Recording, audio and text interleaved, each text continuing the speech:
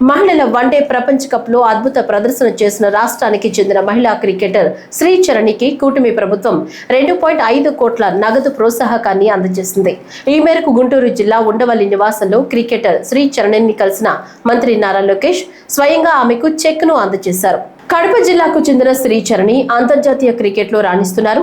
ఇటీవల జరిగిన ఐసీసీ మహిళల వన్డే ప్రపంచ కప్ లో అద్భుత ప్రదర్శన కనబరిచి జట్టు విజయంలో కీలక పాత్ర పోషించారు.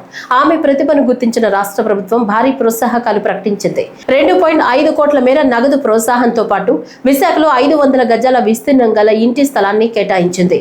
డిగ్రీ పూర్తయిన తర్వాత రాష్ట్ర ప్రభుత్వంలో గ్రూప్ 1 హోదా ఉద్యోగాన్ని కల్పించనుంది. ఈ మేరకు ప్రభుత్వం అధికారికంగా ఉత్తర్వులు జారీ చేసింది. ఈ కార్యక్రమంలో మంత్రి మండిపల్లి రాంప్రసాద్ రెడ్డి, శాప్ చైర్మన్ అనిమిని రవినాయుడు, క్రీడా శాఖ special CS Ajay Jain, SAP MD Bharani, Andhra cricket association treasurer D Srinivas, joint secretary B Vijay Kumar తదితరులు పాల్గొన్నారు.